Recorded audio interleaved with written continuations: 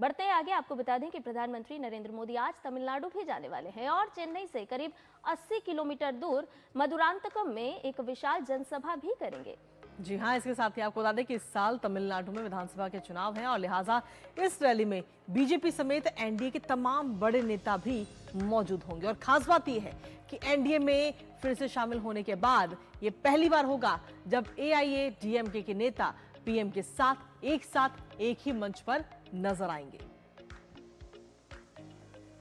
प्रधानमंत्री नरेंद्र मोदी तमिलनाडु पहुंच रहे हैं। वो चेन्नई से करीब 80 किलोमीटर दूर मधुरांतकम में एनडीए की विशाल जनसभा को संबोधित करेंगे। इस रैली में 5 लाख लोगों के शामिल होने की उम्मीद है। प्रधानमंत्री की जनसभा को लेकर सभी तैयारियां पूरी कर ली गई हैं। प्रधानमंत्री की इस जनसभा में एनडीए के तमाम बड़े नेता मौजूद रहेंगे। हाल ही में अबुमनी रामदास और टीटीवी दिनकरन के एनडीए से जुड़ने से गठबंधन और मजबूत हुआ है। Our whole Tamil Nadu is very happy to see our Honorable Prime Minister Shri Narendra Modi ji launch our NDA's campaign. All our NDA's leaders will be there in the stage. Tamil Nadu में इसी साल के मध्य में विधानसभा चुनाव होने हैं। ऐसे में बीजेपी और एनडीए नेता मुख्यमंत्री स्टालिन की अगुवाई वाली डीएमके सरकार की विफलताओं को जनता के सामने प्रमुखता से उठा रहे हैं। So here people are very fed up with the DMK government, the corrupt government, the family ruling government.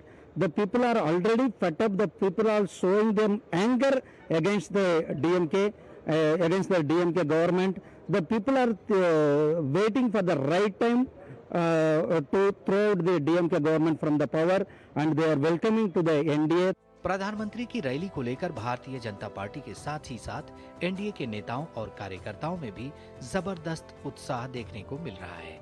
It's a very pleasant moment for Tamil Nadu because we are going to create an ever-ending victory in 2026 under the leadership of our leader Edapadiyar, and Modi ji is our biggest support for that. Getting new people inside, a lot of alliance parties are coming inside, and the team is becoming bigger day by day, and we are looking forward to win this upcoming elections for sure, and this meeting would be definitely a game changer in Tamil Nadu politics. Tamil Nadu में प्रधानमंत्री नरेंद्र मोदी की ये rally NDA के चुनावी अभियान की औपचारिक शुरुआत मानी जा रही है।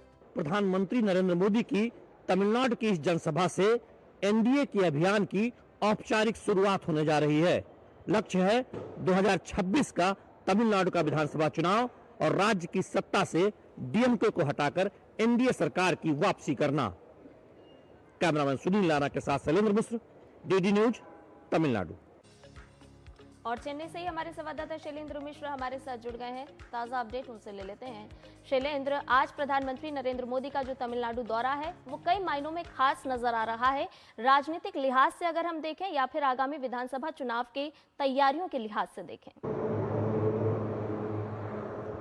देखिए संध्या, प्रधानमंत्री नरेंद्र मोदी के दौरे से पहले अगर बीते 2-3 महीनों में आप देखें तमिलनाडु की राजनीति में क्या कुछ बदलाव आया है, तो आप देखते हैं कि एनडीए के साथ अम्बुमणि रामदास जुड़ गए हैं।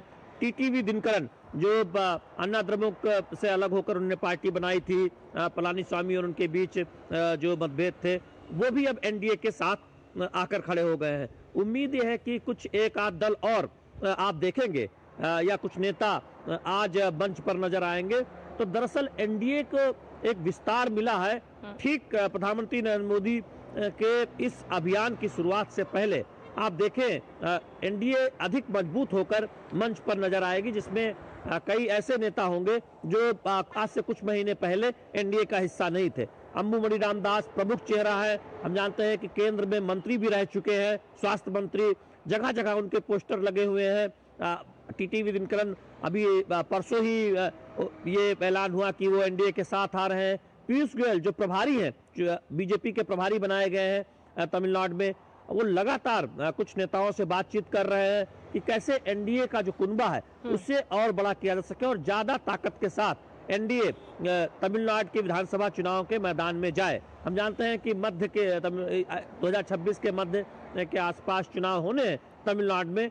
तो आज की रैली में जो तस्वीरें दिखेंगी, मंच से जो नेता दिखेंगे, वो एनडीए के साझेदार होंगे और इसीलिए हमने देखा कि जब तैयारी हो रही थी जिस जगह पर जनसभा है, तो वहां पर न केवल बीजेपी कार्यकर्ता, AIDM के, अम्मू मणि रामदास के पार्टी के कार्यकर्ता और तमाम जो एनडीए के घटक दल हैं, उनके नेता और कार्यकर्ता वहां पर अलग अलग एक साथ बैठक कर रहे थे, अलग अलग जगहों से वहां आए हुए थे। तो ऐसा लग रहा था कि पूरी एकजुटता का प्रदर्शन एनडीए तैयारियों में भी कर रही है। तो वो तस्वीरें आज दिखाई देगी मंच से।